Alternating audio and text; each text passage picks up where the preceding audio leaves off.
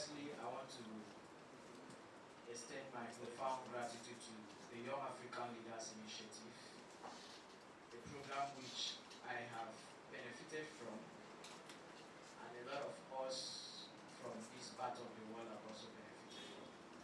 The Young African Initiative is a program that started in 2014 by the President of the United States of America, Barack Obama, as our head. This initiative is aimed towards empowering young people, young Africans in civic engagement, leadership, and community development. So I stand here as a proud member of that platform, and I want to share some experiences when it has to do with servant leadership. I have been joining online for some days that I've not been here, and I understand that the topic of servant leadership was being done on this class. Members of the league were like, where is Leo? Some of our stuffs are missing. So they started accusing Leo of taking their stuffs. So over time, the stuffs came back, like the stuff were stolen by Leo. They found their stuff, and at that point, those stuffs they were actually looking for, those valuables, were insignificant to them. So a man called HH in that book now went on a search for Leo, because Leo was a critical part of that journey. So he went for a search for Leo, and he met someone who recommended him to where Leo could be found. So he wrote Leo a letter, and when Leo invited him, he now discovered that Leo was actually the leader of the league. Now, that's leadership, not in disguise, or leadership in service. So when the person who propounded the servant leadership, Robert Greenleaf, read the book, he was inspired to come up with the idea of servant leadership. Sorry, I may not be using more of these things, so you just read through it. I'll just talk as it comes. So reading it, I'll send it to you. So the man was inspired by Leo's act, Leo's involvement in the journey when they were going to the east for this self-actualization. And that same journey is what we are doing now. Because I came in here, I think on Wednesday was actually my first day physically present in this class. And the facilitator in his own jovial way said things about ourselves. So I got to understand that everybody here is going somewhere. And you could be a Leo. I spotted one Leo who said he's part of us. He's always active, like he always wants to do things, always wants to help. If the light is off, he will want to check why the light is off to put things on. That is understanding your role in a journey. Life itself is a journey, so understanding your role in the journey make you stand out as a leader. So that if issues come up, they will be like, if this person was here, don't forget this one. If this person was here, don't forget this one. I won't be using the slide, no often. I'll just talk from my head, or the slide will be coming up. So, servant leadership is all about service. It's all about you playing your part in a team. You playing your part in a group of people. Understanding your role and knowing how to help a team actualize their dream. Now, while trying to help the team actualize their dream, you discover that you have actually impacted one or two persons. Because through personal conversations, you will be able to provide solutions to one or two persons on the team. For example, you are on a boat, and this boat is moving from Oran to Calabar. And you get into conversation with people. Now, the journey is Uyo to Calabar, but the destination is different. So you get to talk to people. At some point, there is a wreck, kind of, not a total wreck. Some people will say, a small cell doesn't make a skill sailor. So there is a kind of turbulence sea. And there is a man who is telling someone, no, don't panic. The guy can actually he can paddle the thing. Don't worry, we'll get to our destination. Now he gives you this hope. He gives you this confidence. He gives you this strength to keep moving forward. That is his role on that ship.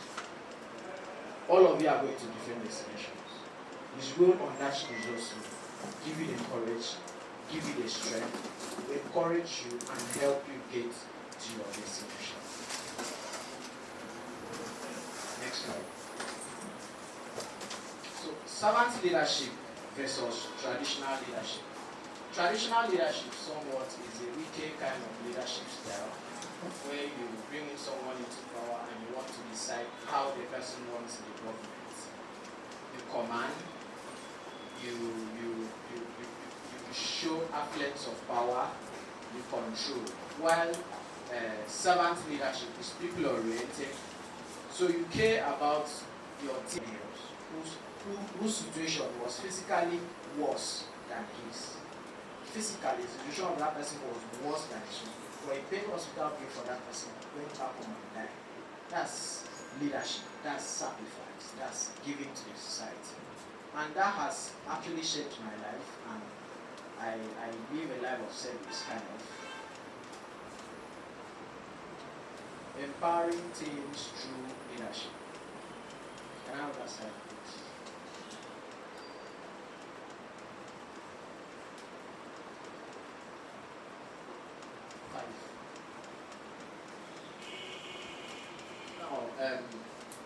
Martin Luther King Jr. is someone we all know. Martin Luther King Jr. had this zeal, this enthusiasm, this drive towards seeing everybody being equal. So he led a struggle in the US. And this struggle, he did it without announcements, without town crier, without anything. So what they did was just, I talked to Aka will talk to this one, will talk to this one. Information now filtered one. And on the day he went out to make the popular I Have a Dream speech, he did not make any publication about that day. But the crowd that were out on that day were so much that it was very intimidating to the government.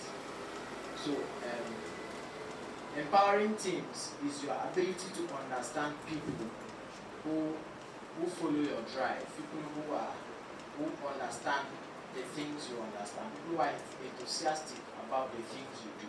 So your ability to identify them, pick them, and form your team is how you build your team. Another way is also you identifying individual capacity of member of your team and assigning duties according to their capacities is also a leadership style. So leadership in action.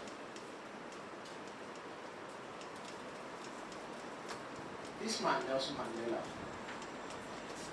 was very intentional, and he knew where he was going to. So he first went to study law because he knew he was going to be a fighter. He first went to study law. He followed up the process and politics of South Africa.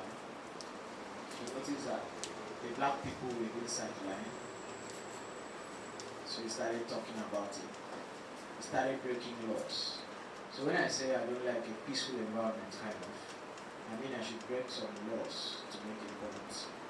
So Mandela started entering the trends that was meant for white people only. He started entering the trends and was causing chaos everywhere. Why are you here? He said, am I not human? What's the difference between me and you? He started entering the trends that was meant for black people. They pushing out. He went to court, he defended a black woman who was accused of stealing. A lot of things happened. And even at the verge of his death, when he was sentenced to death, he said, this idea, if need be, I will die. That is a man who is ready to cause a change, who is ready to send a message to a community, who is ready to transform his society, who is ready to impact the coming generations. And now, at the verge of everything, the same people who fought him were the same people who sat at the table, and he was able to break up peacefully. He was able to break up peacefully. So Mandela said, let me find out this.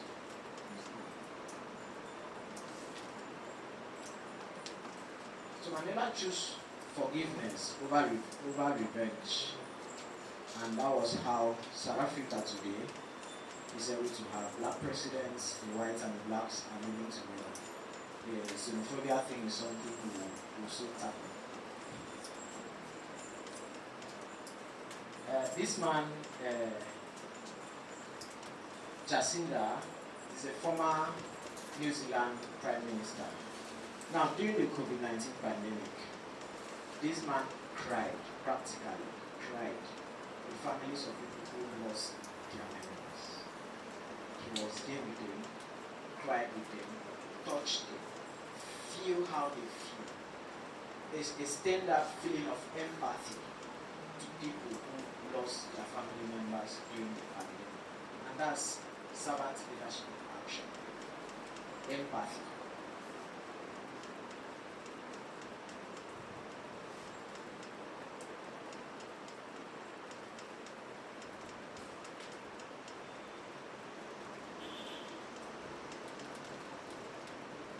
So I spoke about Kunle Lawal.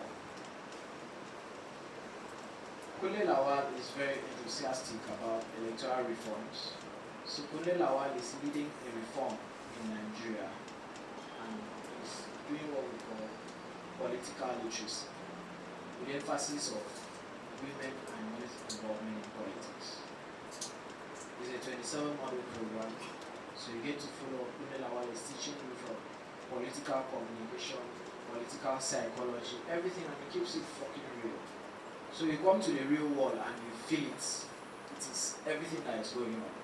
So it tells you that it is not easy for a king or a royal home to allow the kingship to leave that family. If you are from Edo States, kind of, you understand what I'm saying.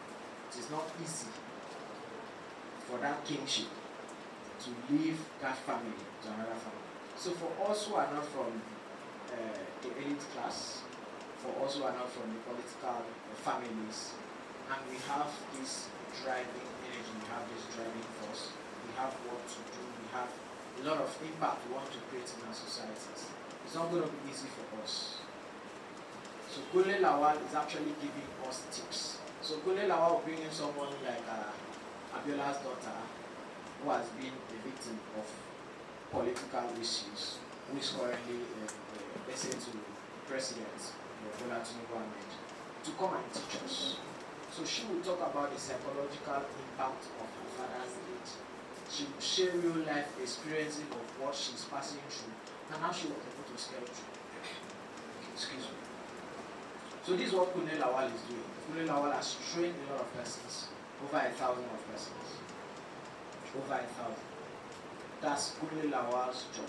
That's servant leadership in action. That is it, driving, channeling his energy towards political reforms in Nigeria. Building servant leadership.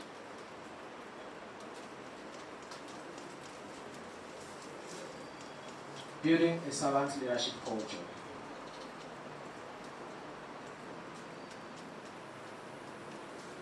Next slide.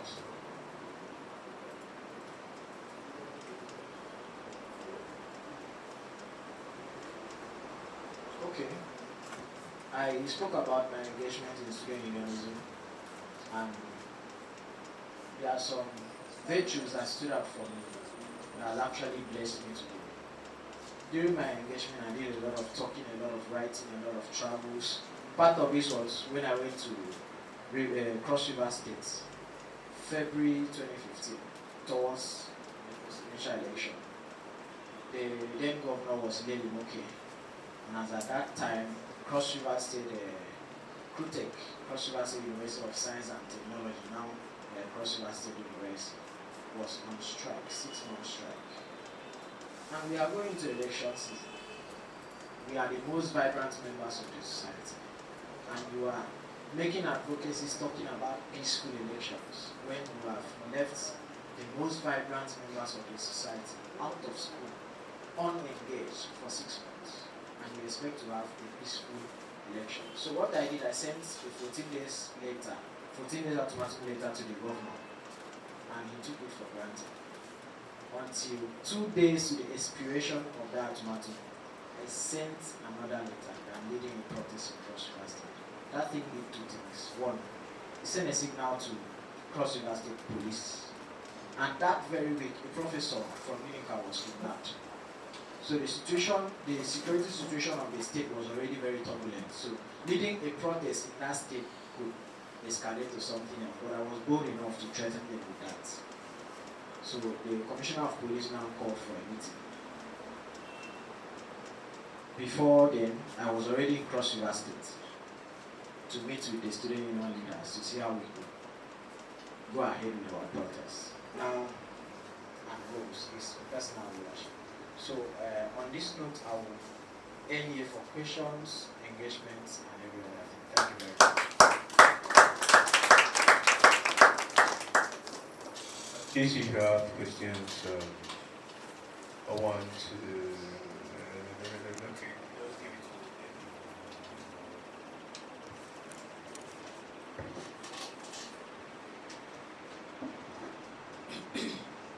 Good morning, everyone. My name is Isom David. Good morning, sir. So my question actually relates to leadership in sense of okay, let me just explain because I can't really think of the right words. So I want to relate your experience to that of let me say Traore of Burkina Faso. How do you keep this servant leadership spirit in a team that is trying to, should I say, sabotage you? And this is what I mean. Traore, for example, we know he's doing a very good job in Burkina Faso, a very wonderful job. You can see that servant leadership spirit in him. He's very wonderful. But he has escaped several attempts of, thank you very much. So, same thing applies to us. Let me say you're working very wonderfully in a team, you're trying to support the team, you're trying your best. But let me say the team are not seeing your efforts, they're trying to sabotage you. Or maybe one person, as you said before, there was a Judas in your team and something happened in that particular situation. How do you keep the mindset of being or staying in that servant leadership position without having to give up on the team or feel betrayed? How do you manage that situation? So just take me through that process, or your process, because you have the experience. How were you able to stay consistent? How were you able to pass that level of betrayal? Thank you very much. Thank you very much. That's a very important question. Now, as a leader, you must understand that it is not everybody that likes you. So number one thing you have to do for yourself is security. Your security. Please, I want to be taken on record. I want to be taken on record.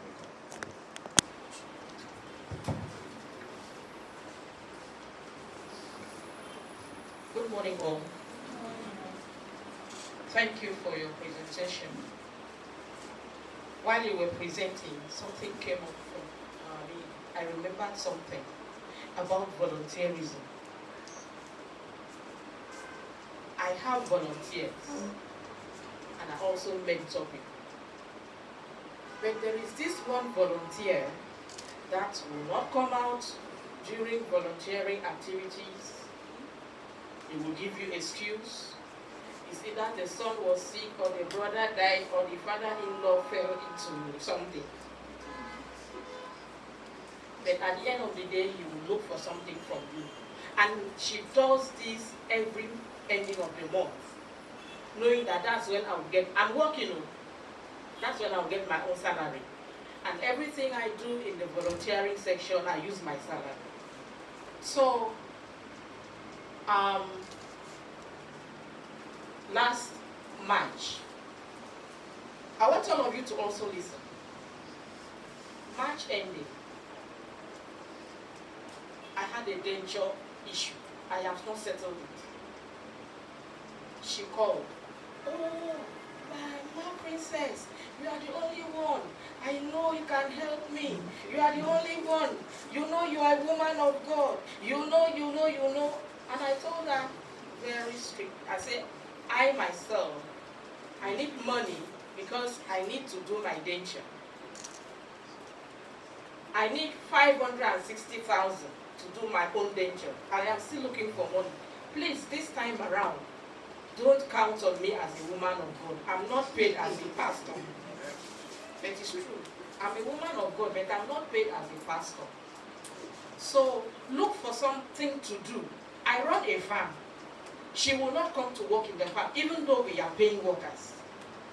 Come to the office. She will not come to the office to see, okay, what can I do in the office? You know, you cannot just be a volunteer by name. I am asking you now, in such situation, actually it's on my conscience. What should I do with this kind of volunteer? Because it's troubling. It's a concern. All of us here one day will need this kind of volunteer. So listen to what he wants to say, so that we can also learn. Don't put yourself in a place where you are being boxed into a corner. Thank you. Thank you very much. That's a very important question. Now, one, we should not allow anybody to play on the emotions. I am a very sensitive person. I am a very calm person. So little talks get to me. So you tell me you're sick and I will find my way to see how to assist you. But when I notice that, now you should also look for a way to be rewarding your team members. Those working for you, when you go out for volunteering, look for a way to reward them publicly. And you have to announce, this person has been very active, this person has been very supportive. On that note, I give you so and so for your reward. You understand? That serves as a deterrent. And as a leader, you should have some element of strictness in you. It serves as a deterrent. So for people who have not been working, and you come to me to ask for things, I'll just read and ignore. I will not respond. That's not me being a bad leader. That's me understanding you, your role in our organization. That you are coming to milk from us, or you are not contributing to us. So it's just very simple. Thank you. Let's have it today. So I just want to answer. What is that?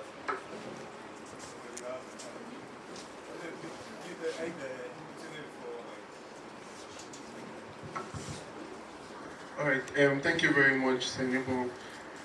I've actually heard a lot from your advocacy story you've shared as a student union leader as at that time. I've also been in that shoes. So I want to ask, where do you draw the line when it becomes very toxic from the stories you've shared? A good example is Delegiwa. Although Delegiwa was not a lawyer, but I think he was a pro-democracy activist, and he was killed by a time bomb. So you could see a good cause, for example. You see something you are passionate about and you want to go into very strong advocacy to see how you can remedy the situation.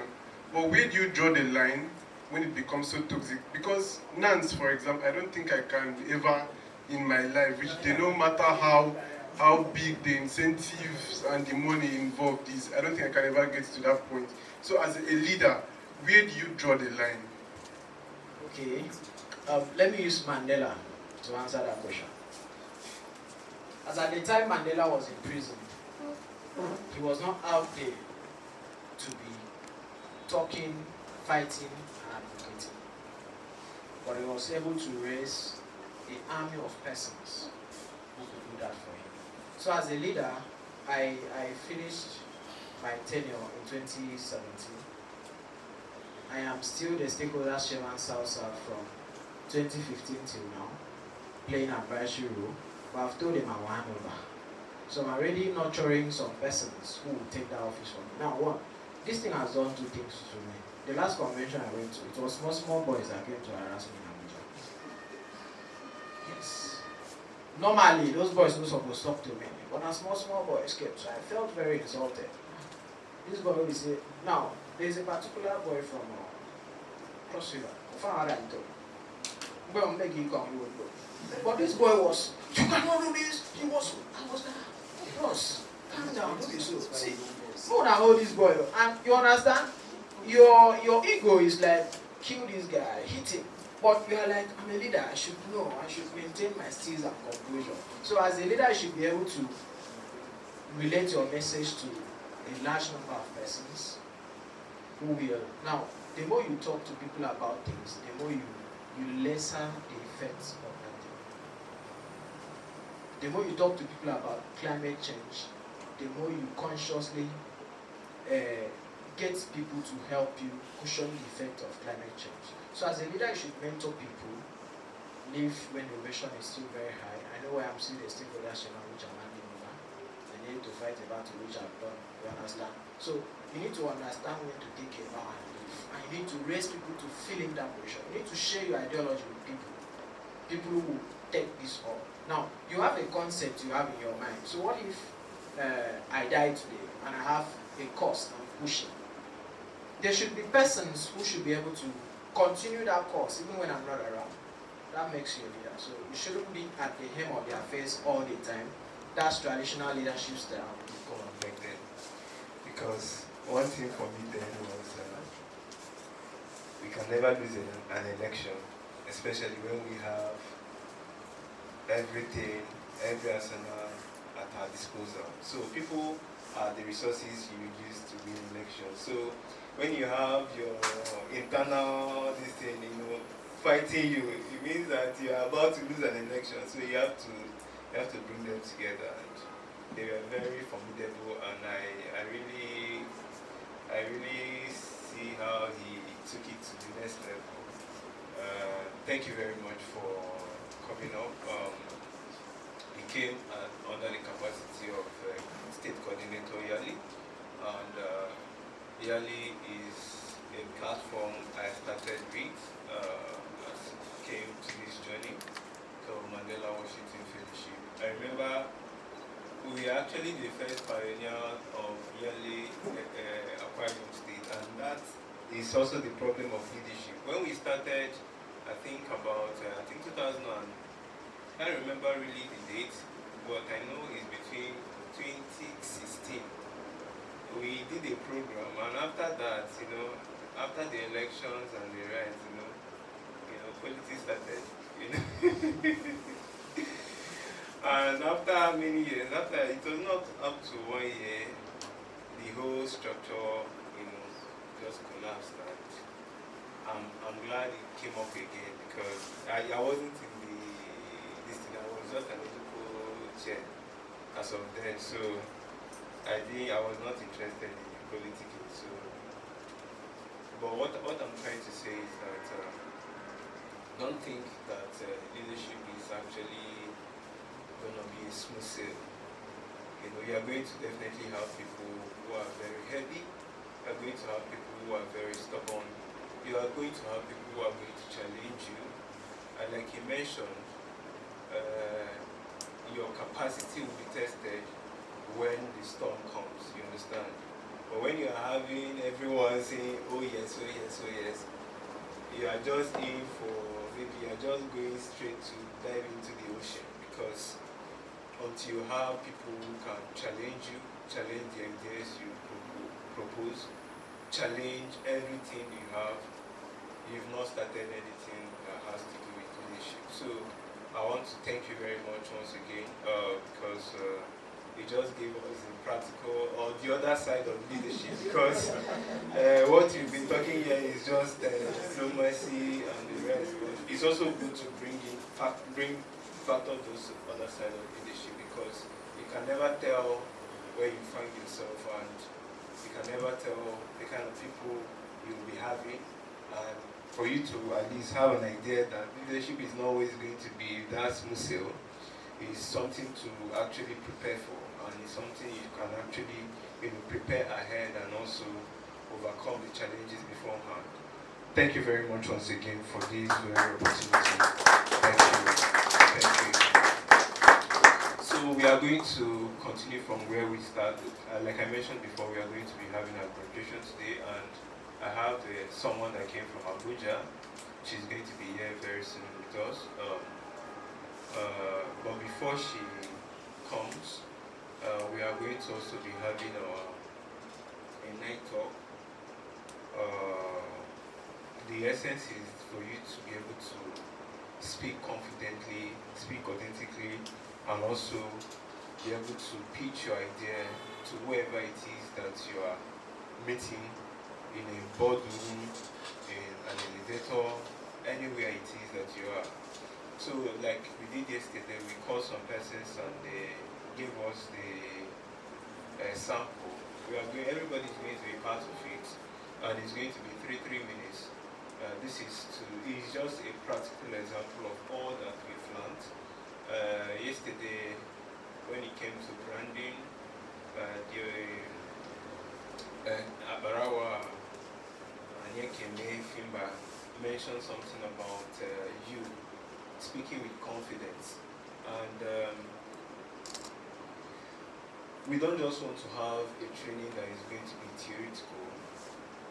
We want to have a training that is going to be lasting, because if you're not able to apply everything you have learned in this training outside, then the purpose of hosting this activity and hosting this training is going to be defeated. So I love, I'm not the kind of person that talks too much. I'm more of the person that takes action, and you see the results, you know. I believe that some of the key things we've actually learned, we can actually apply. For instance, is speaking in confidence, speaking authentically. I think Anthony Gregory was able to also train us in some of these clarity, mention something about clarity when you're speaking as a speaker or anything. You have to be clear, your ideas have to be clear, you have to articulate them properly. And then I think almost all the speakers just gave us a hint of what we should be doing now. And then Engineer Harrison, when he was speaking, talked about the elevator speech, talked about how we were able to secure certain grants. So all these things are really components of where you are going to go next in your life. For instance, you are doing a business, you will need to pitch your idea to the next person that is going to be investing in your idea. For instance, you are running an NGO and you are looking for seed funds, you are looking for grants. You need to pitch your idea in such a way that people, your donor, can actually see, okay, this aligns to our thematics, and we are willing to support your idea, and we are really willing to foster partnerships.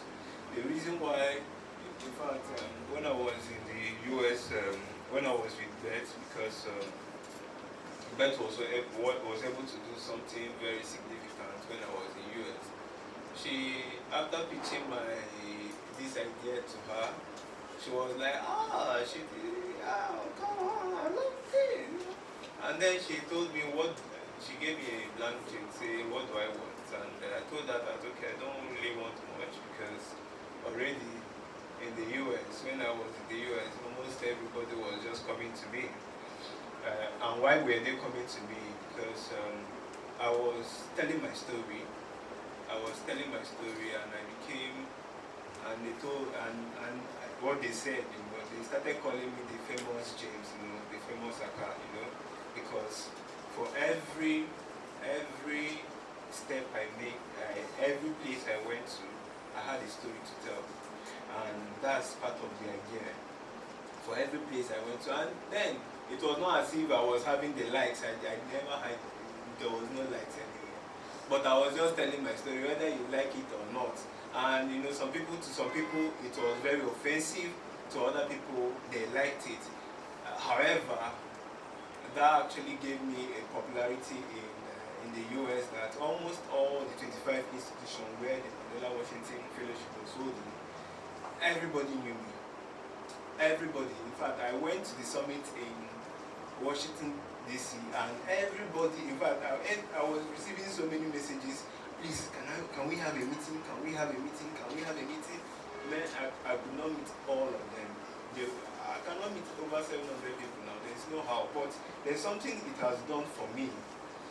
Because for anything I need, for instance, some of them have been able to come to Nigeria, yes. But for any strategic partnership I will need for any project at all, in any part of Africa, or even in the US, I will just have it. with so much ease.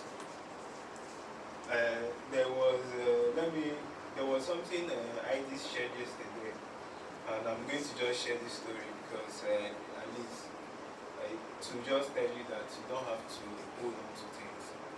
You know, as of then, you know, I had this very beautiful Kenyan lady that I was eyeing, and I was talking to her, and then everything was going well until I became too famous, and she became insecure. You know, because as you are talking and they are mentioning, do you know this thing? She became so insecure that she was like, no, she's very, and that was how the relationship did not work out. By now, I would have had like yes. So what I'm saying is that So recently, I realized that I do not have a lot of visual documentation. So I asked my parents why, and they told me that they didn't see the need to invest in visual documentation, and I felt so bad because this is something that a lot of people are guilty of, and I've taken it upon myself to encourage people to invest in visual documentation because it brings back memories, and it also gives one a sense of fulfillment. A sense of fulfillment indicates that if you compare the visual documentation you have now, maybe your videos now, in the next 5 to 10 years to come, maybe by that time you've grown, it will give you the sense of fulfillment, knowing that you started from somewhere, the processes and all. So, and I understand that a lot of people do try to document their moments by themselves, which is very okay. But most of the times, it comes out bad because they are not professionals in that field. You know, you end up having shaky cameras, bad camera angles and movements. So this is where I come in to help people document their processes, their memories, their happy moments with friends and families. And this time I do it professionally. And I do not just document these memories for them. I make sure that I understand their personality, so that when I'm making these videos for them, I know what to do that will fit into their personality. It can be portrayed in the music that I will use in editing the video. So this time around, if I create the videos for them, there will be no issues of shaky cameras, bad camera movements and angles, because I do it professionally. Thank you. wow, thank you very much. Thank you very much. So I think maybe we should be asking questions a bit. Exactly. Let's come back. Let people ask you questions because some of them could be interested in. So if you have questions for her, please raise your hand. So if you have questions, Okay, thank you. Virtual, documented, visual. So you document virtually. How do you preserve it? Because we know cloud. Sometimes you go to that cloud, there is a fault somewhere. How do you preserve it for me to have it in the next 20 years? Okay, I think that's where having a flash comes in. There's this, you can store the videos in a flash. It will still be safe. Flash. I had, when I started my organization, I had documenting Flash. But when we wanted to use it, and we went to the Flash, it's been corrupted. So we lost everything. What else could we do in situations like that?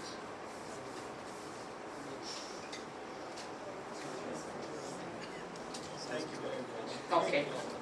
Thank you for that. Please, let's have the next person.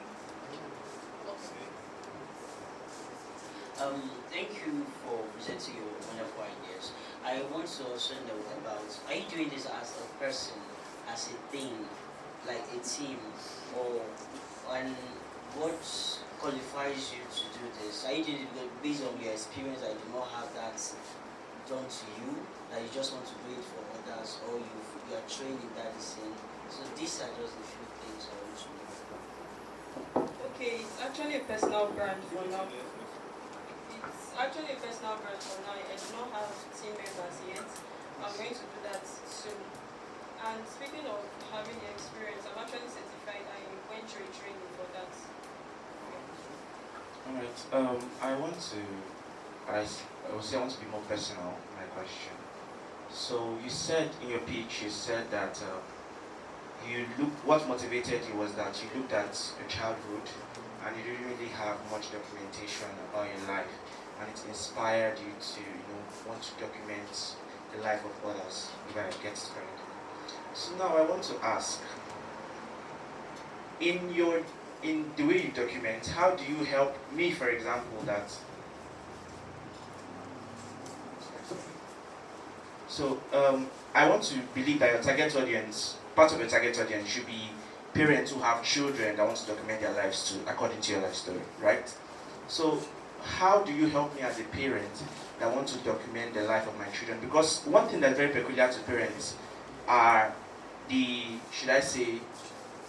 few times that their children actually act some certain way or do certain things that, like, it's impromptu. Let me just say that word, it's ad hoc, it's impromptu. They really didn't plan that particular thing, but it's something that will really, really touch them and they want to get those things documented. Why I'm asking this question is because in your pitch, you said sometimes you might not be able to video it properly, shaky cameras and all of that.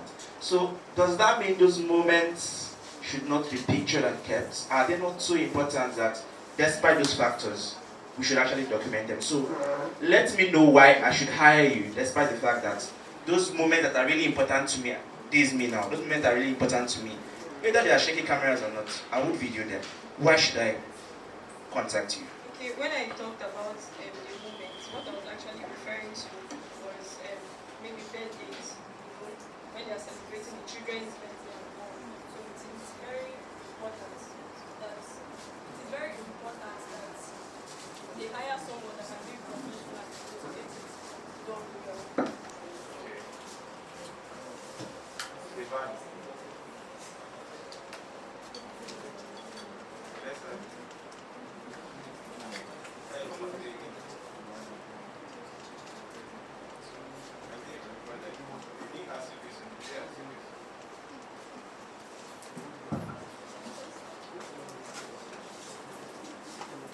Please encourage her, please.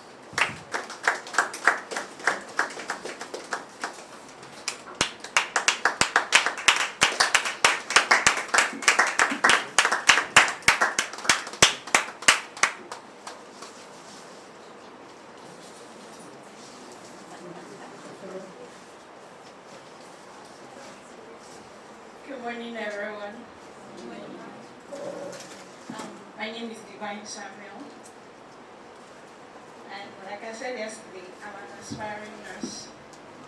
My vision is inspired by the health problems associated with people in the rural environment where they cannot easily access hospital equipment or even get the good treatment that they deserve whenever they have crisis. So I want to be the person that if I find myself in this environment, I would have something to offer. I would be able to take care of the situation before the person is being taken out of the space to go get a proper treatment outside. And I love to take care of people as well. So that's my vision and passion. Thank you very much. Any questions for her? Give it to Hussein and then David. It's Divine. It's a nice initiative. I want to ask now, have you evaluated this as a person, as a young person in fact? How do you want to do this from your father's place, your own place, or are you going to be the kind of system around it, or are you going to restrict yourself to that locality? There's no more improvements, more learning more about what you are just starting. Because you say you are aspiring to be a nurse. So how do you see this? Because it makes more sense when you are better to give back. And how do you want to do this? As a person, are you trying to bring this initiative to like, okay, this is what is happening here. Let's, like, some clique of nurses be supported to do this, or you want to start doing this so that people see and try to support in that, or how do you really want to do what you are intending to do? Because it seems like, okay, this is happening and I want to assist. This is what you are telling us now. So how do you want to like do this practically? Thank you very much for that question. Sometimes I do go to hospitals. Like during my IT, I work in a laboratory, and I saw a lot of things happening around the hospital. I saw situations where people come in and some nurses are just there, they don't care. They don't care, which is really rampant about it and in our environment, and I detest it so much. I mean, this is people's health we're talking about, and once they are rushed in, you should be able to do something first for them. So that is in the question you asked. It is something personal that I want to do. I want to start it for people to see the need to follow up. Thank you. Words, yes, thank you. Let's give it to David. Yeah, my question has been answered. Okay, question has been answered. Okay. Any other questions? In the absence of that, thank you very much, everybody, for a wonderful individual speech. So I'm going to be inviting to this podium Janet.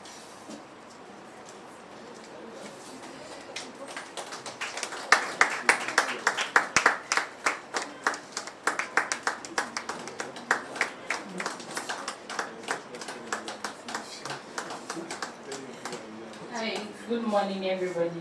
My name is Janet Ipanesan, and I grew up with nothing, and then you see how it was so hard to eat a cake. It was so hard to wear a fine clothes. It was so hard to attend event. So you go to a party and then these people will shake cake and then you'll be anticipating what time will it share and reach your turn. So I actually took up nursing science, not because of the benefits involved, like the money, you can japa, as people say, or you can do so many things with it. I took up nursing science because I want to put smiles on faces. I've had a few clinical experiences so far, and I've seen people in the hospital. Some are begging for life, some are begging for some bandage to use for their wounds, some are begging for food, some are even begging to survive. And you'll be like, if you can actually achieve this career and you are able to grant help to people that can't even afford it, it's the best blessing. I have my clinical experience, and I always arrive there in the morning and I see people smiling and actually greeting. We're like, she's here today, hope he's here today. That's perfect time. That's perfect time that you can make somebody smile at the point where somebody had no hope to smile, where somebody didn't even think that the person would be able to actually shed the tears, and it's important to that person. It makes me look happy. It makes me good. It actually shares peace. It actually shares peace. So me being a nurse, I actually have this motive that by the time I'm done, I will actually help out kids that are on the streets, kids that can't have this health insurance life, kids that can't afford a simple health experience. Because I'll pass by the street and you'll be seeing people with wounds on their legs and they are begging for small money to even buy paracetamol with it. Or you'll be seeing flies everywhere, where there are people that can afford this so much. So I'm inspired to be a nurse that will put smiles on people's faces and help those that can't afford a better lifestyle. Thank you very much. Thank you very much. Thank you very much. Any question, please? questions? Okay.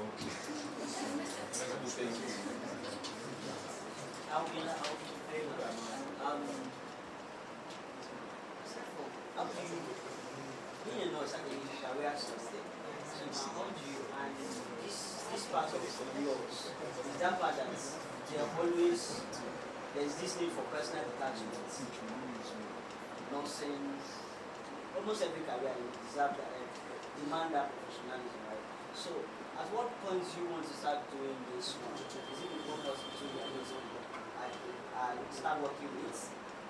Or maybe you do the normal one that we always see that they call us with the name of our illnesses, this type of company, those kind of stuff before you might turn to your own one? Or how do you want to do this? Do you have a name for this? You smile or what you say? See, in life, I believe you build connections. I've met you today. I've met him today. I've met her today. I've met her today. So tomorrow, there will actually come a point where I have to build an organization and I need people. I'll call you. I'll call him. I'll call him. So that's how it is. And I'm actually a member of Citizens Outreach. So life, you build connections as time goes on because there will come a time in life that you will need those connections that you built. So that is it. Thank you. Thank you very much.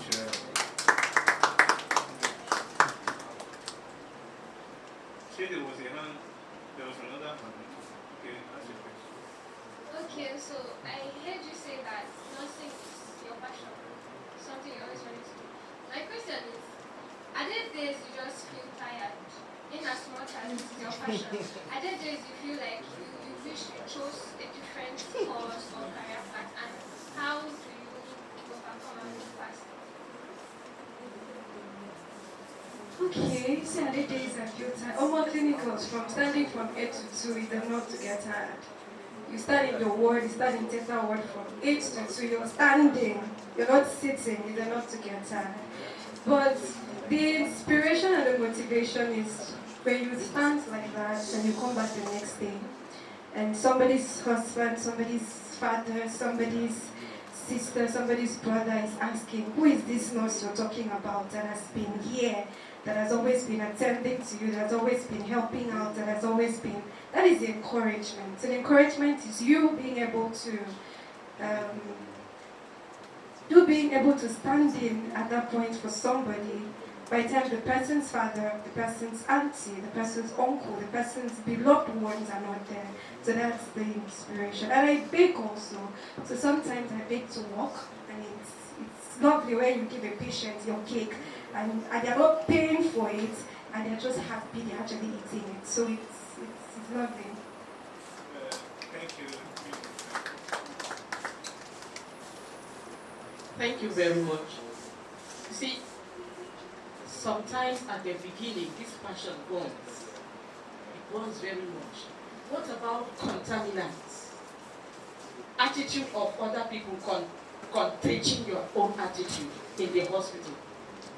What are you going to do to block this attitude getting to you? I graduated as a pharmacist and I worked in the hospital for some years before I left. I have seen things. People come with passion, but at some point, this contaminant creeps in and contaminates the whole system, so that a nurse who was always passionate about helping patients, you will just be sitting and looking. What are you doing to block this contaminant?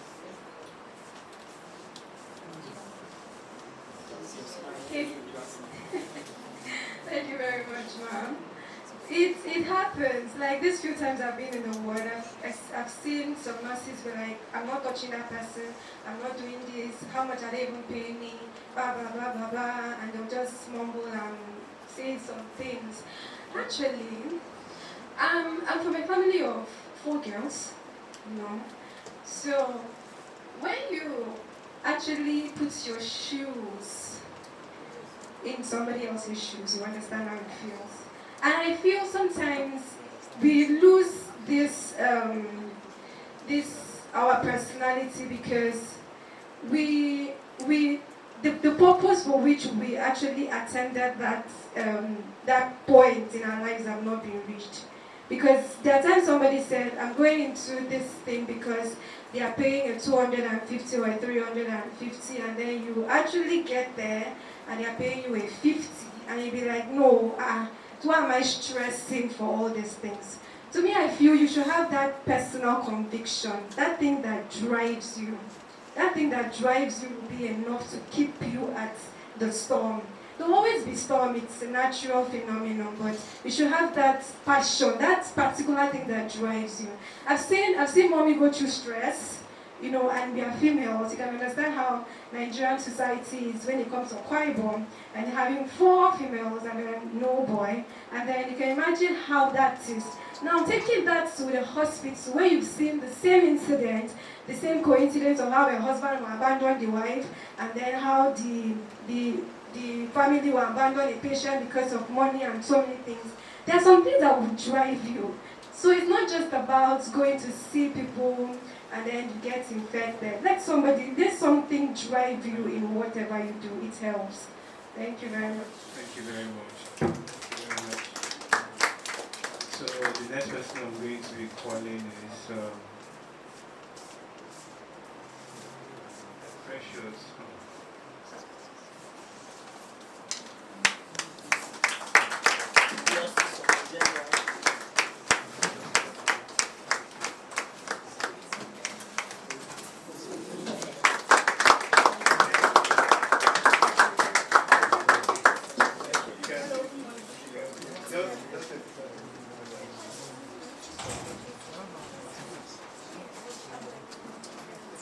Thank you very much. So, like I said, anything you do, people are going to meet, people are going to say something about it, they are going to query, they are going to question your intentions, but sometimes you may even be quiet and they will be asking, why are you quiet?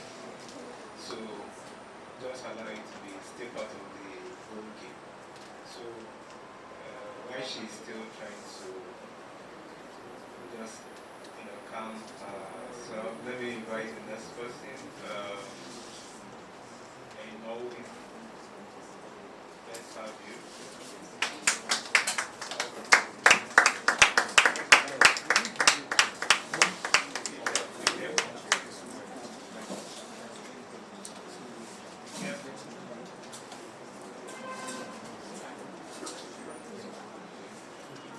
Morning, everyone.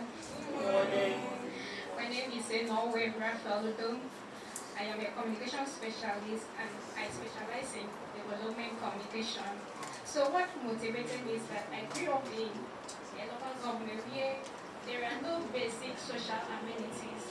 The education system is very poor, bad road networks, and jobless youth around and other poor conditions. It's not as if my local government is not being featured in the news or any other local government, but I discovered that it has been marginalized, not only my local government.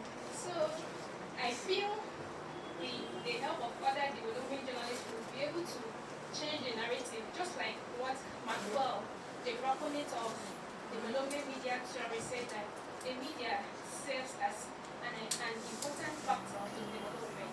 So if the media can bring coverage of news stories to development, cover those local government areas, there will be a change of narrative. And currently, studying some newspapers, I've studied about 200 newspapers, and I discovered that only 67 development news has been covered. All others news are being politicized, adverts, obituaries, which does not even change anything. So I feel that media houses should do better. They should remove their framing, their bias, and also take the interest of the people.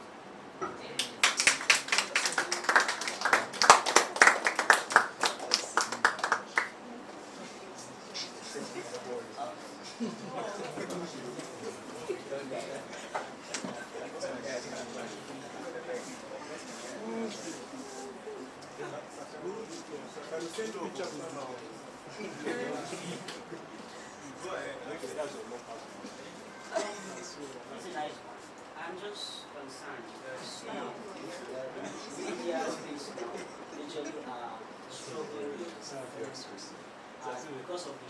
was an additional to the most people so they need these funds that they get from majorly the political area is all about. So what are you bringing different so that these so-called development stories gets mainstream? Like, what are you bringing different with your organization? All these newspapers, we also have online presence, and also we have commercialization of news. So, like they chew ethics of reporting, doesn't based on profit. I know we have the issue of brown envelope mechanism. So she tries not to censor news that favors our sponsors. She tries to bring in the needs of the people.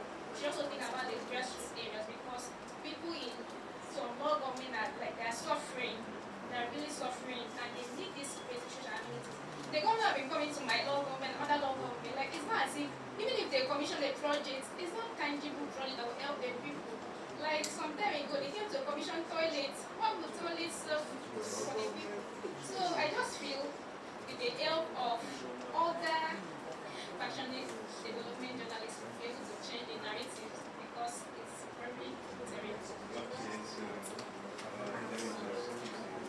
Thank you.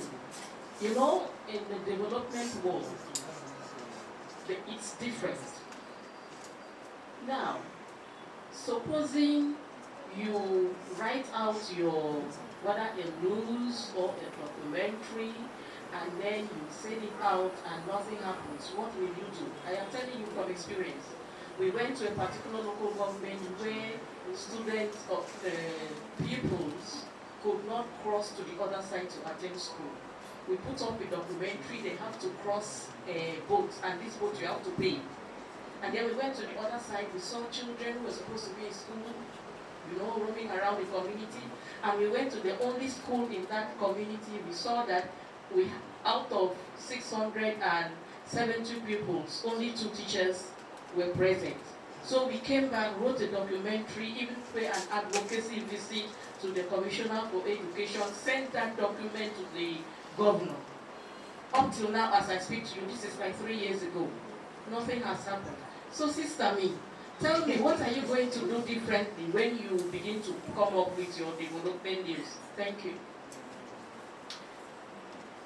I believe in consistency. So, like right now, we are really drawing the attention of like House of Assembly members, House of Representative members, people in political position. So I feel if we continue drawing their attention, at least one day they'll be touched to come to our needs. Thank you very much. So let's invite the last person before we get our speaker. Are you ready now? Okay, let me just invite the last person. Ian, come.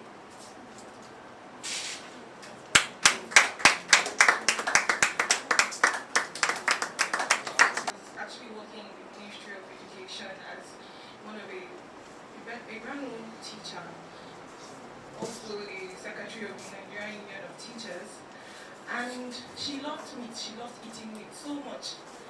And then 1 year, 2 years, she died. She died out of the blues, like she just slept and died out of the blues. And then my parents they wanted to know why she died. You know, everybody was talking about spiritual attack here and there. And I said, no, we have to find out why she died out of the blue. Someone that was happy, somebody that was, she even ran around the house with me. I was running with her. Then we did an autopsy and we found that she was cancerous. She had cancer. And now where did the cancer stem from? I had to discover why, like out of the blues, why is it cancer? And then we found out that the meat she consumed, the poultry meat she consumed, had a lot of chemical substance inside it that a 2 weeks chicken will be looking like 4 weeks chicken, and you buy it and you think, wow, they are selling it 8,000 naira for you and you are fanning yourself. And then I knew that something had to be done. And then how? I knew that I didn't want to go into the agric space. I had to have this, because we had to find out, we had to go back to the person that was very different. It's going to be easier for you to know chickens that actually are used chemically to, like they're using chemicals to boost it. They test a certain way, and they don't, if you cook it before you know it, broiler chicken, everything is gone. Like if you overcook it, everything is gone. But the ones that is grown with the normal, like our normal natural herbs, is going to taste nice, and then it will give you the normal proteins that we need to grow. So here I am, Iene Krasinik and David once again. Thank you.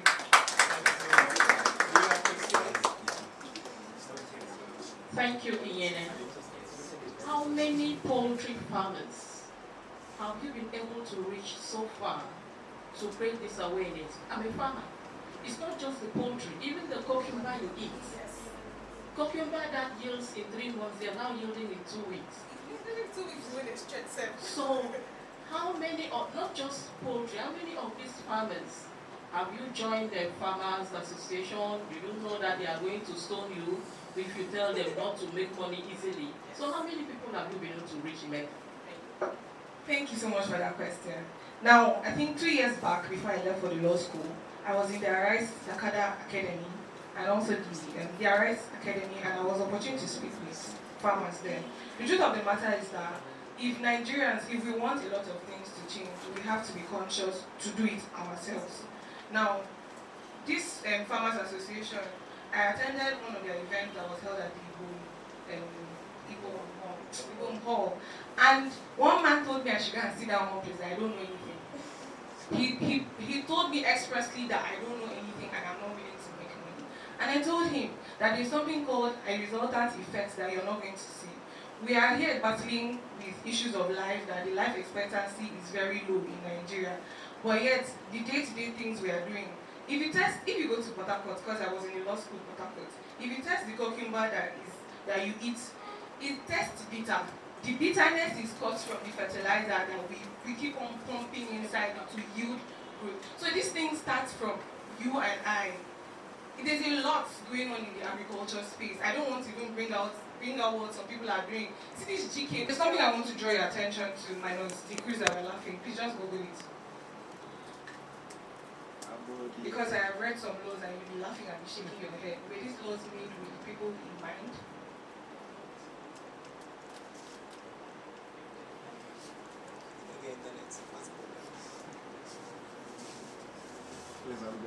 Please mention one. Okay. Land Use Act of 1978, National Agricultural Land Development Act. That's the act. That's the act I want to hold on to. The national what? Sorry.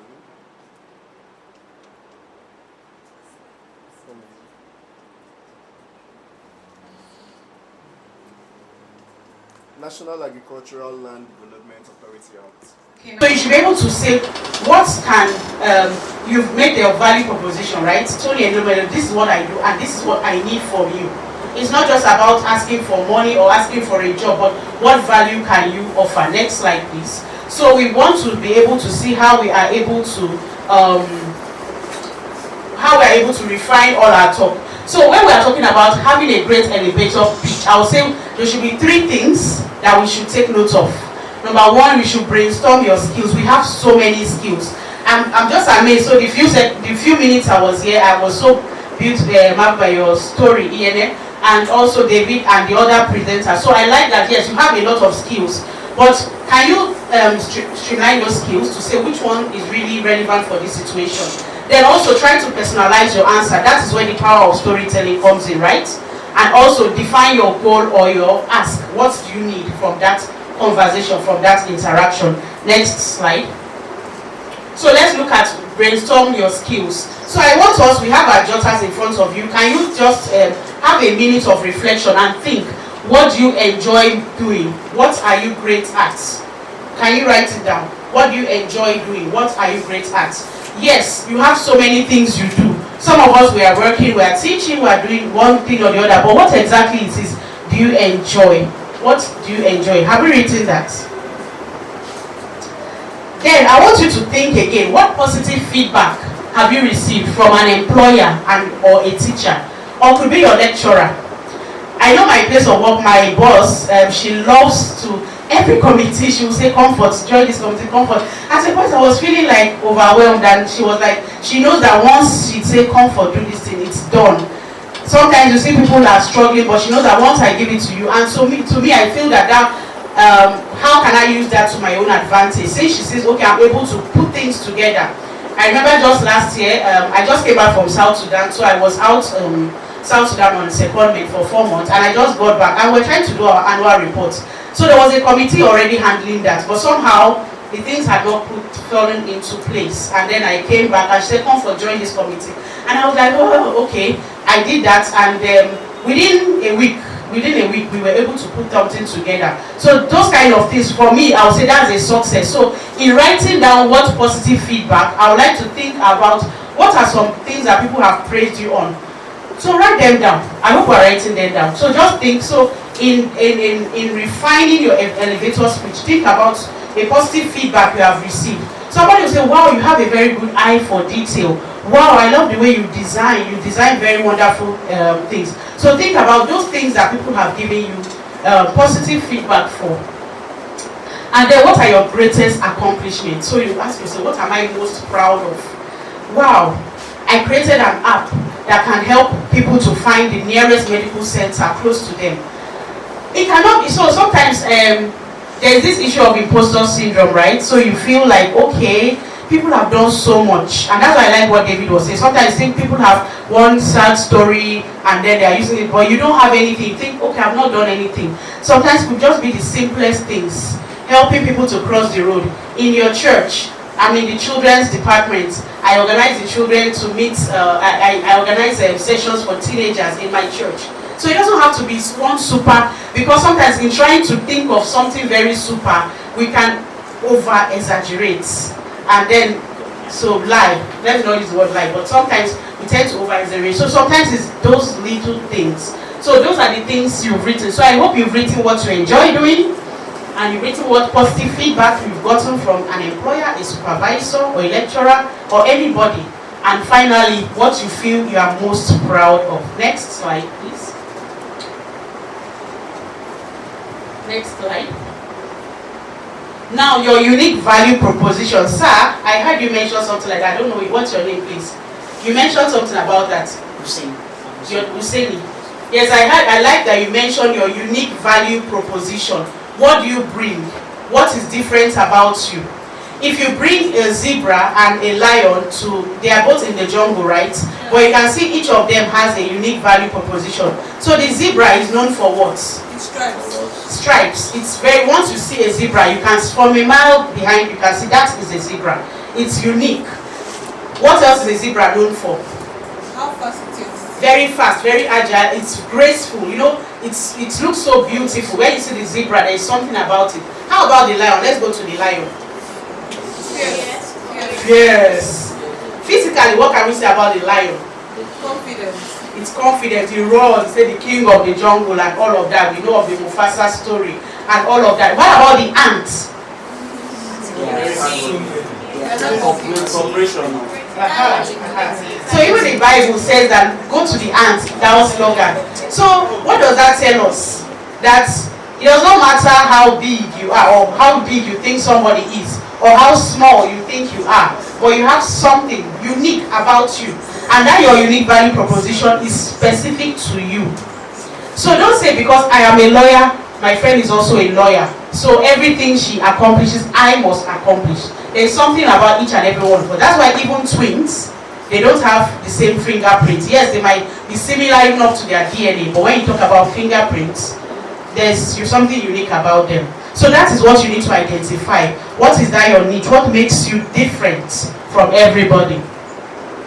So, and this is what will make you memorable. I know we know the story of Esther in the Bible, how, yes, so many maidens passed through the king, but he's remembered Esther. They said, there's something they said about those several of them, that anyone he remembers by name, he will call for a second visit, right? But there was something about Esther. We might say it's the grace of God, but there was something about her that made her stand out.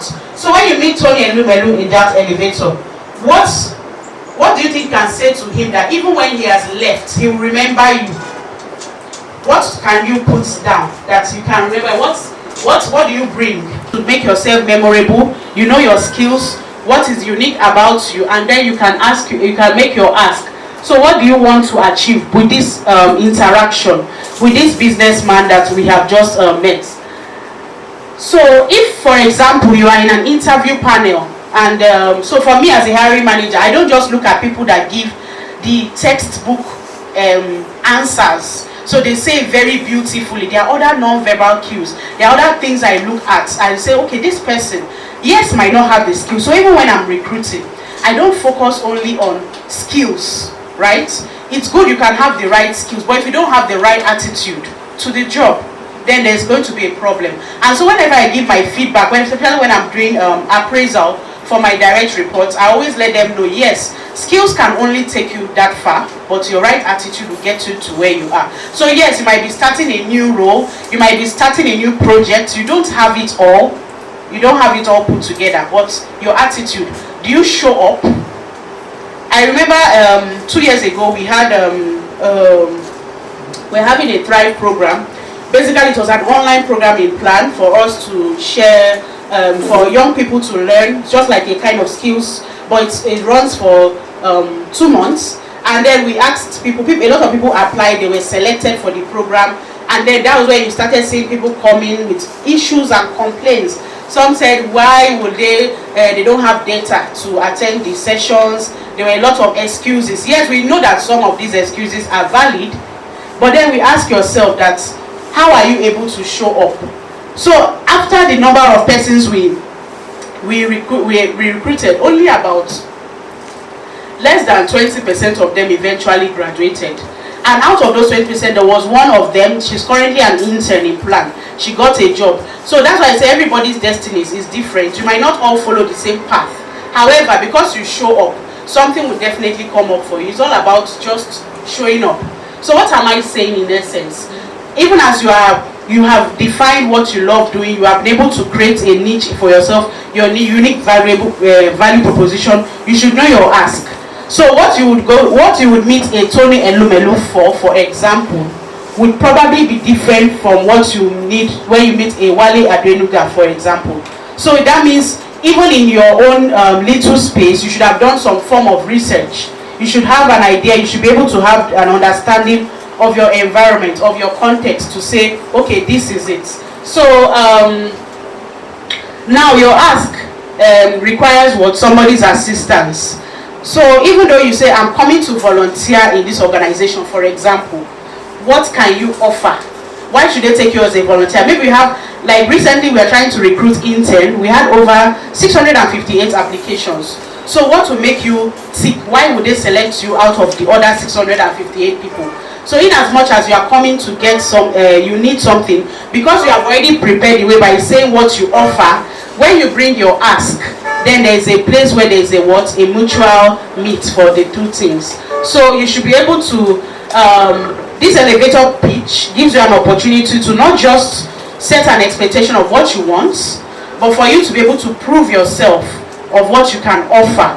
And I think for us, especially when you have to come to, either is the job in a whatever situation you find yourself, when you are able to show what you can offer, then you can say, yes, I am ready for this. Next slide. So after you've done all of that, I want you to do what? Put everything all together. So for some of us, I might say you might draw something, sort of a Venn diagram to look at what are these 3 areas. So your skills, your unique value proposition, and then what you are asking for. So can you put everything together in a short, succinct sentence? And so once you say that, you spark an interest. Like from the little I've heard, I was interested. I was like, okay, I would like to know more about this. The story is interesting. So that is what we want to do. And another thing that can help you is what? Practice. They say practice makes what? Perfect. So you have to practice. Like for me, I used to say I'm a very shy person.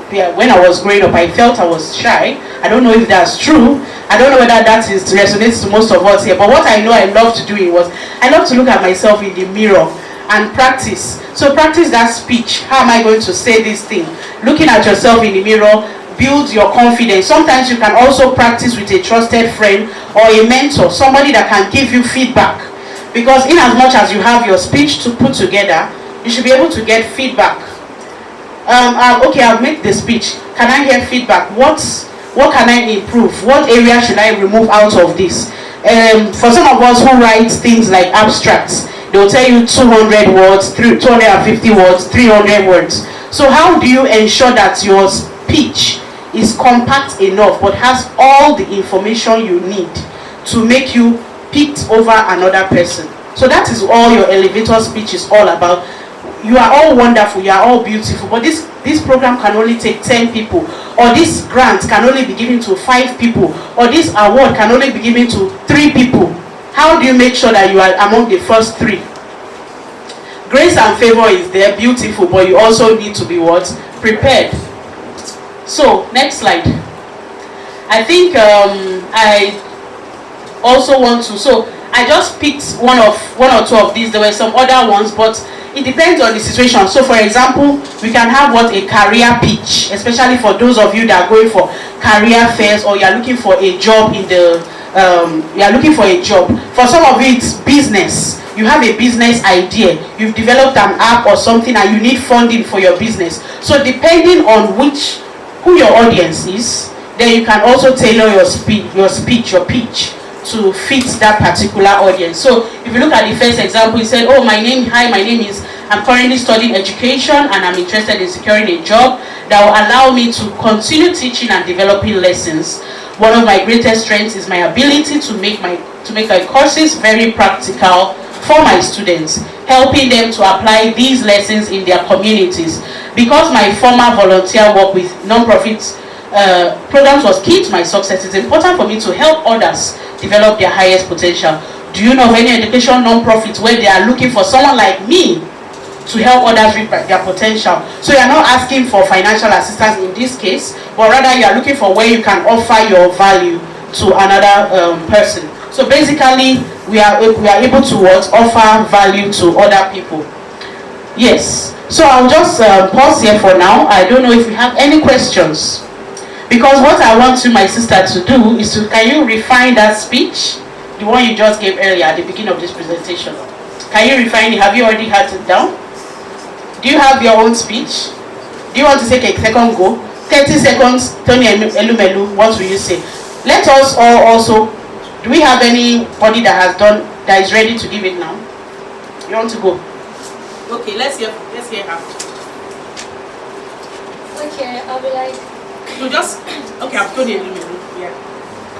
Okay, good afternoon, sir. A pleasure meeting you. I have always been looking for an opportunity like this. My name is Zubon Basipita, and what I do is that I help busy professionals like you, busy businessmen like you, handle works that they can delegate to other people so that they don't have to be burdened with work too much, or you don't have to struggle with creating a work-life balance.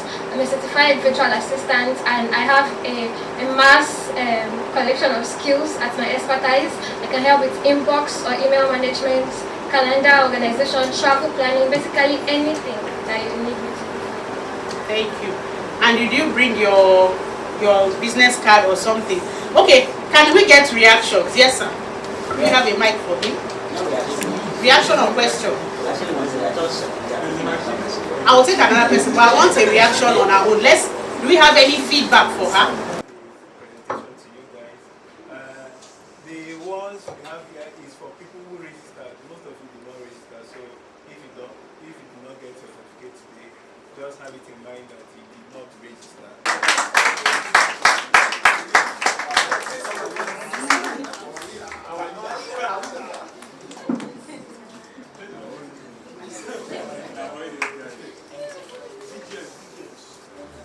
We have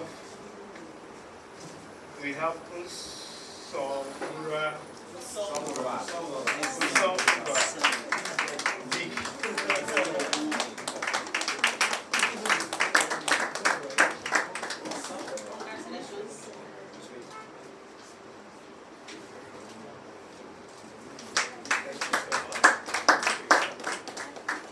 We have Utube. We have.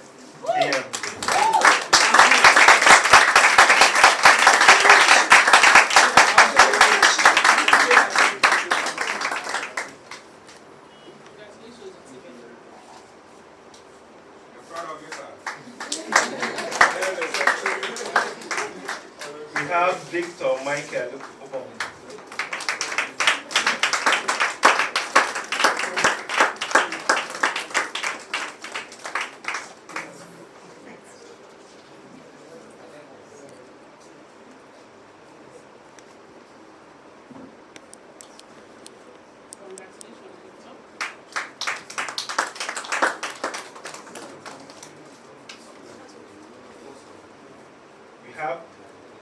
Princess Omo.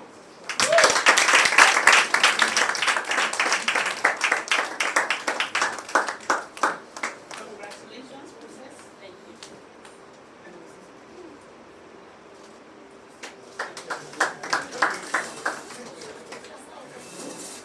We have Emmanuel David Nsonta.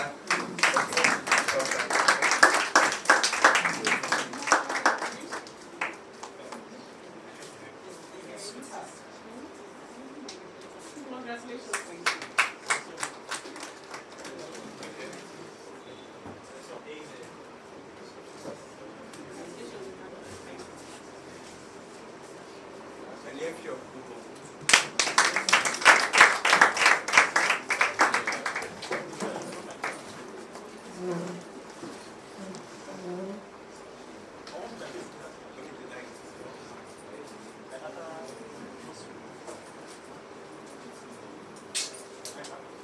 Congratulations, Anita.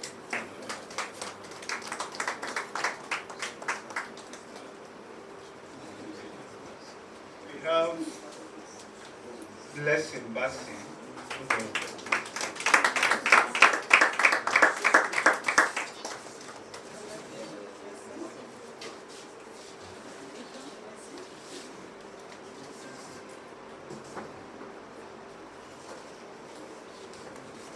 Next is Goswio Godwin Obot.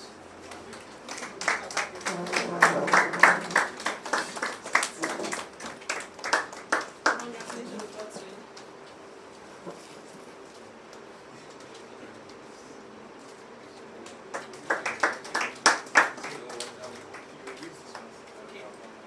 Okay. So next we have Divine Samuel John.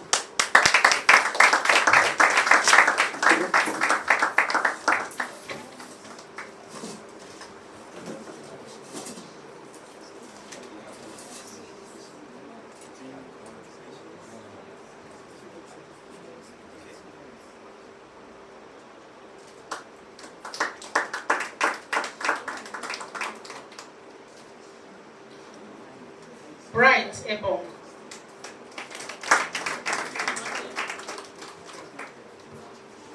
Inyena Diana Basi Inyang.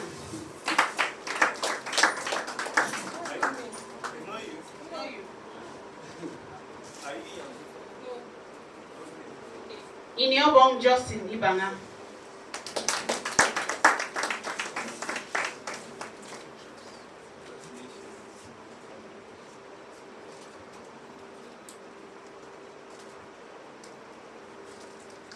Inongesit Israel Ide.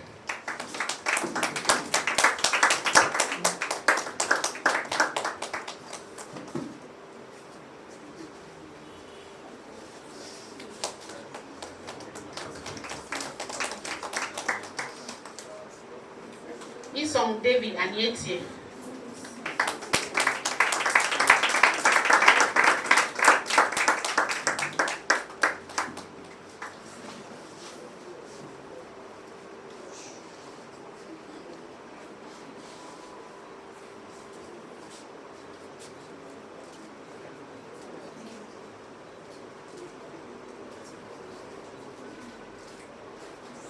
Meno Abasi E Okon.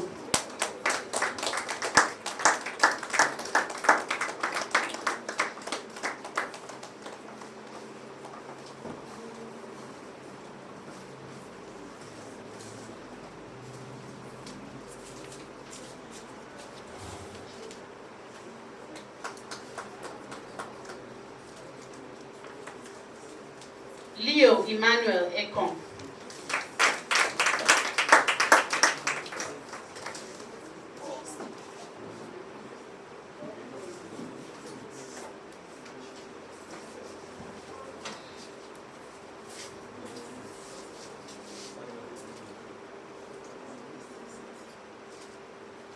Precious Victor Sunday.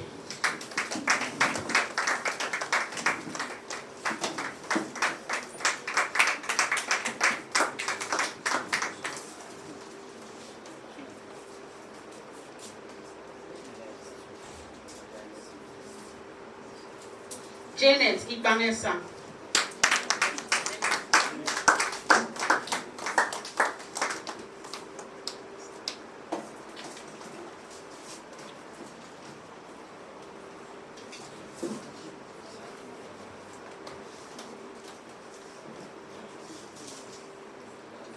Precious Nse.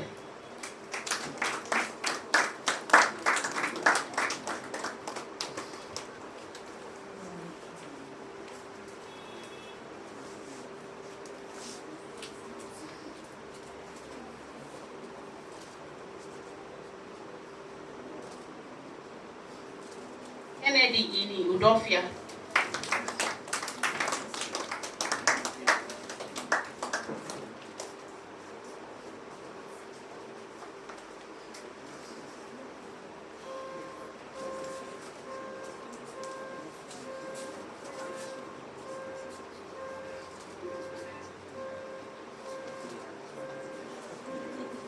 Love Day Sunday. Enweonwu Samila Charles.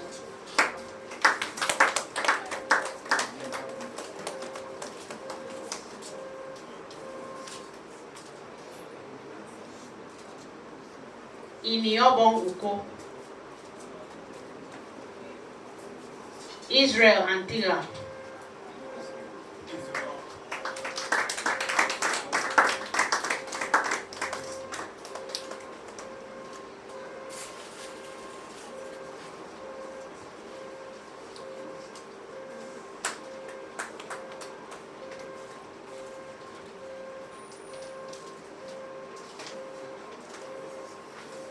Ubongabasi Peter.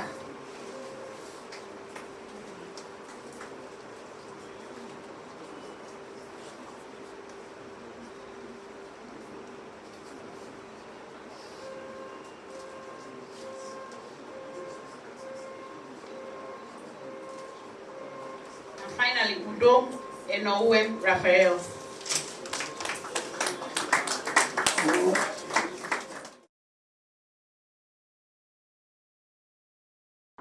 Hello, good morning, good afternoon, good evening, depending on the time you're seeing me on your screen.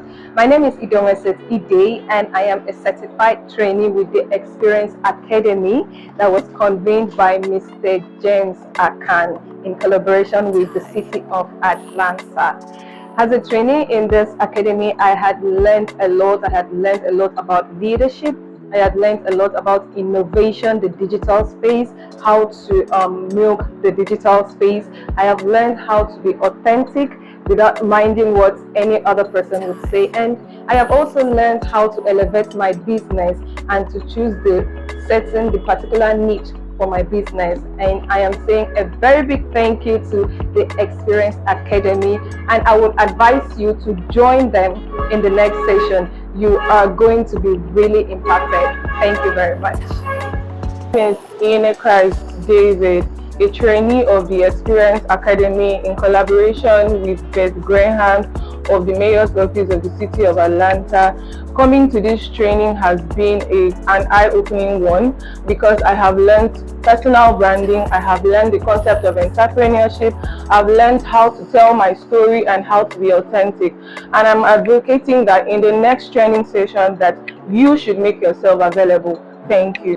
Hello, my name is Emmanuel David. I'm a certified student from the Experience Academy that is conveyed by Mr. James Akan in partnership with Beth Graham. I've actually learned a lot lately, and trust me, it has been an amazing time, and I will urge you to join in the next batch. I've actually learned how to speak, I've actually learned how to communicate, I've actually learned how to portray my business out there, I've learned how to pitch. And my favorite speaker has been Dr. Udeme O'Connor, and trust me, it has been an amazing time, and I would urge you to be a part of the next batch. Thank you. My name is Efrain Yang. I'm a participant in the Akwa Ibom Leadership and Innovation Summit, a 5-day skill building workshop hosted by the Experience Academy.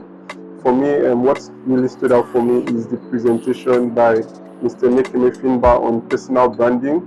He drew our attention to the fact that personal branding is the intentional effort to shape our perspectives in the lives of others around us. How do people perceive us when they hear the name Utpinian? What's the first thing that comes to their mind? He drew my attention to the fact that I have to be intentional about building a good image. He went on to also, tell us the components of a strong personal brand, the values we have to build, to include integrity, honesty, transparency. It's been a wonderful experience so far, and I really commend the Experience Academy putting this up for young persons. Thank you very much. Good morning, my name is Isong David. I am a participant of Akwa Ibom Leadership and Innovation Training, a 5-day skill building workshop. Shout out to Mr. Akan for organizing such a wonderful event. It has really been a great experience for me. It's been wonderful, it's been great, it has been a whole ton of learning for me, relearning and a lot of things. One of the things that really stood out for me, despite the fact that I can't really pick one because every speaker was wonderful, every speaker was innovative, every speaker was great, and the training, the soap making, the hair cream making, which was so vocational and very interesting.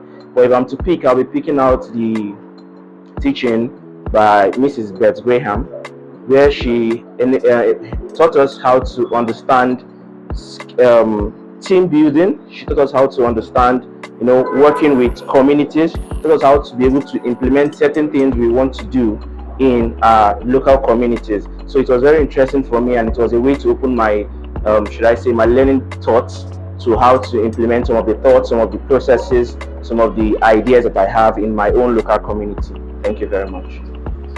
Good morning, everyone. My name is Udon Blessing Friday, and I'm one of the participants at the Akwa Ibom Leadership and Innovation 5-day building workshop. And I want to really appreciate Mr. Akan for pulling up this great program for young people. Personally, I've benefited a lot from yesterday's session, especially. And the session that really stood out for me was the session that was facilitated by Ma Evelyn Ayo. She talked about networking. Before now, the perspective I used to have about networking was just meeting new people, connecting with people. But she made me realize that networking is beyond the handshakes and collecting of phone numbers. Networking is connecting with purpose and not people. And I'm really grateful I was part of this program, and I've learned a lot. Thank you. Greetings. This is an exciting moment for me and Beth. This is something we've envisioned for a very long time. Since my stay in the US, we have been deliberating, brainstorming, and thinking about how we can give back to the Akwa Ibom people. And today is a reality. Today is the final day of the Experience Academy skill building program, and you can see that the beneficiaries are excited, they are happy, and they have learned so much. And the good thing is that we are not just stopping here, it is just a step to another bigger step. And I want to appreciate the US Department of State and IREX for the support and massive support they have given to me to bring this to realization. And in extension, I want to also extend my greetings to the Georgia State University for the overwhelming support and for also connecting me to Beth from the city of Atlanta, Georgia, and it's been an amazing experience working with her, and this is just the beginning.